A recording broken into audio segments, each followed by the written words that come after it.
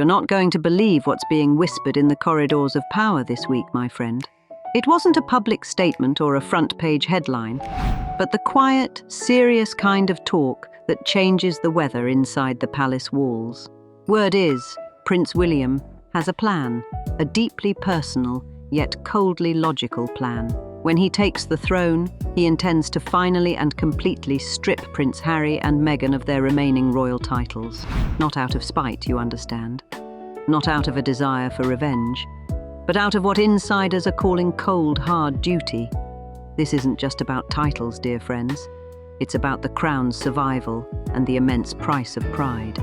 So tonight, let's pour a cup of tea and quietly walk through the simple, heartbreaking path that led the royal house to this point. When does loyalty to family end and loyalty to the crown begin? Hi friends, it's good to have you here again. You know we don't chase the noise or the sensational headlines. We sit down, take a breath, and talk about these things the way they really are, with honesty and a whole lot of heart. Because what's happening now inside the royal family isn't just drama. It's a reckoning over dignity, discipline, and the cost of protecting an ancient institution. We just tell it as it is, quietly, honestly. You remember how it all began, don't you? The wedding, the beautiful promises, the sight of the so-called Fab Four standing together on the balcony. It all seemed so promising, like a modern, unbreakable bond. They were supposed to be the future, carrying the monarchy into a new, warmer era. No one could have predicted how quickly that bright vision would fade. Slowly, almost imperceptibly at first, the narrative began to change. There were documentaries and speeches about independence, books and interviews that turned the word royal into something uncomfortable and complicated. The world watched it happen in real time, but we didn't see the silent, slow break that was happening behind the palace doors. Reports say William felt completely blindsided, not by disagreement, family members always disagree, but by exposure. The monarchy, my friends, survives on silence, not confession. It's a code as old as the castle stones, and when that code was broken by private pain being made public, something fundamental shifted. William reportedly stopped seeing his brother as a trusted equal and began seeing him, instead, as a liability to the institution he is bound to protect. Then came the enormous turning point that set this entire course in motion. Prince Andrew. You remember that moment, don't you? When King Charles, in a rare act of public unflinching certainty, acted decisively to strip Andrew of his titles and royal duties. That announcement, so brisk and absolute, sent a chill through the entire institution. For decades, royal titles had been worn like armor, protecting even those who fell into scandal. But that decision changed the weather, dear friends. Suddenly, everyone realized a simple, terrifying truth. Royal blood no longer guarantees royal immunity. It was a public signal that no one, not even the Queen's son, was untouchable. William reportedly wasn't just observing that moment, he was instrumental in it. He learned something profoundly important from his father's action, not about the scandal itself, but about the true nature of authority and the price of inconsistency. Andrew's downfall became the model, the precedent. If the principle of accountability applied to a sitting royal like Andrew, it could one day apply to Harry and Meghan too, who had voluntarily stepped away. You see, what's so fascinating about William is his ability to think in decades, not days. While the public chases headlines, he is planning for succession, for the survival of the monarchy for another century. Insiders describe him as calm, yes, but intensely calculating.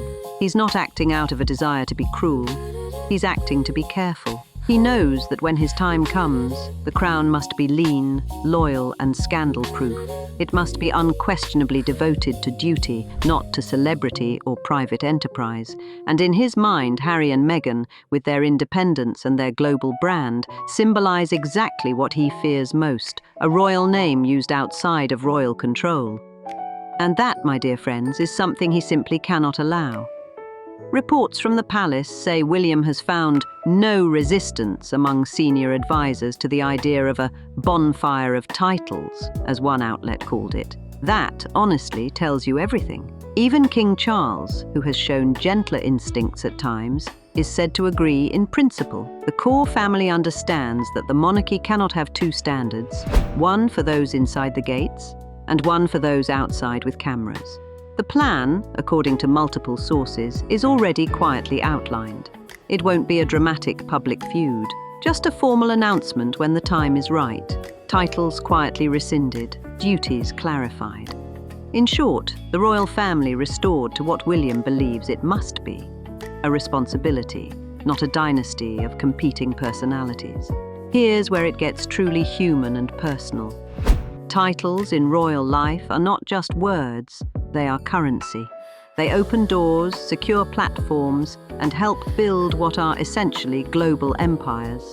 And when the Duchess of Sussex title is reportedly used for branding and celebrity marketing, William finds that unbearable. One insider spoke plainly about the Crown's inner feeling. William thinks they're using royal prestige for private profit. It's the last straw. That, my friend, is the moment the decision reportedly hardened. Not in a flash of temper, but in cool, steady calculation. To William, removing their titles isn't about humiliation. It's about restoring equilibrium and protecting the Crown's image from being commercialized. There was a moment, you might remember, where grace almost returned. It was during the coronation, when Harry returned. Quiet, respectful, in and out without fuss. He was seated apart from his family, no uniform, just a polite silence between brothers. For a fleeting time, watching that solemn ceremony, it felt like healing might still win, like the bridge between them could be rebuilt. But that moment of near-miss tension passed quickly. Then came more reports, more interviews, more subtle jabs. And that was it. The door was simply closed, and as one insider reportedly put it, when William shuts a door, it stays shut. The silence between them wasn't peace anymore.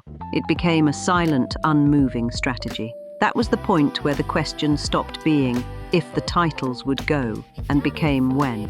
What William is building isn't just a monarchy, dear friends. It's a new modern order, tight, controlled, and intensely image-conscious. He wants efficiency, transparency, and discipline. Gone are the sprawling royal cousins and the blurred lines between public duty and private comfort. To him, titles are like uniforms. If you stop serving the country and the crown, you stop wearing them. And this isn't just a threat toward Harry and Meghan. Reports suggest William's long-term plan is a full royal cleanup.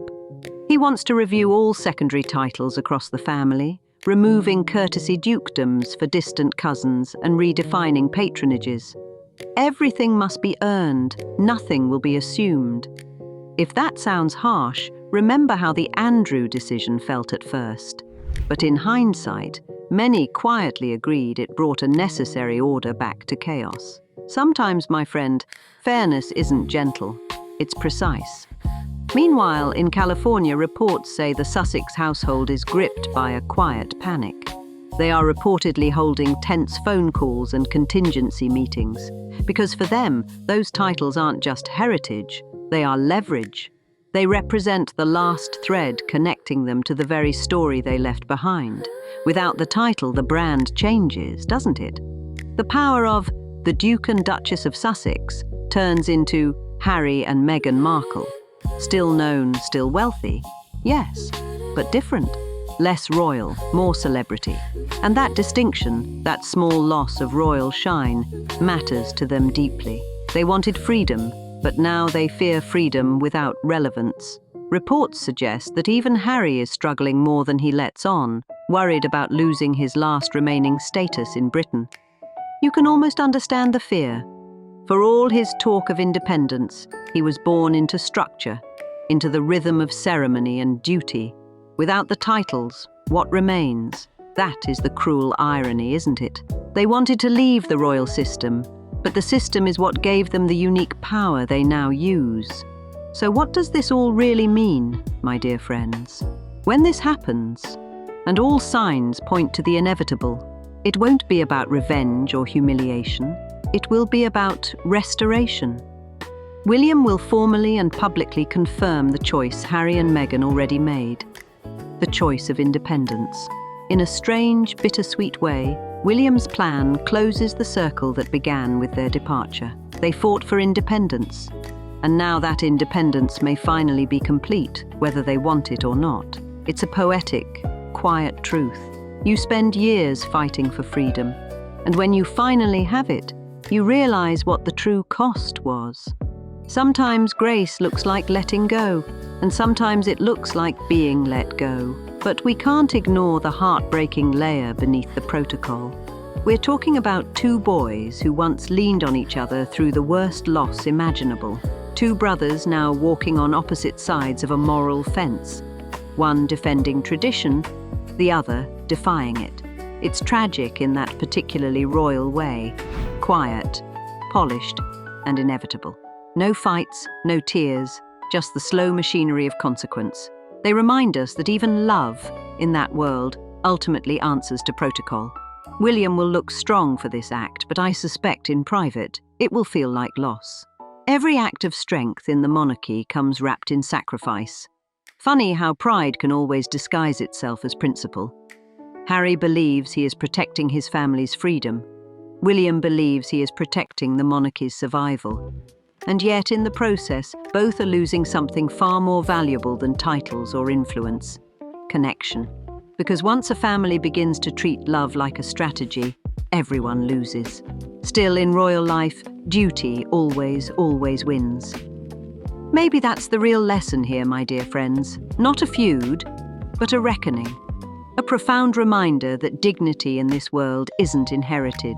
It must be maintained. That silence can protect you or expose you. And that even in palaces, pride still costs more than anyone ever expects. If William truly strips their titles one day, it will mark the end of an era and the beginning of a colder, cleaner monarchy, one ruled not by sentiment, but by survival.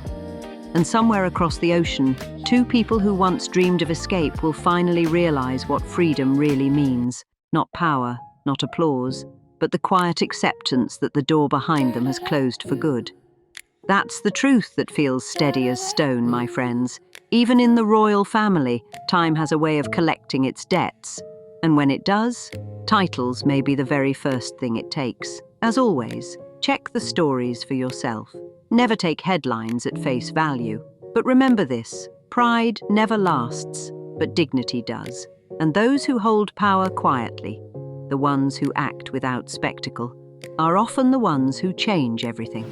And so, we watch, teacups in hand, as the next chapter unfolds, a chapter written not in anger, but in consequence. Until then, take care, my friends.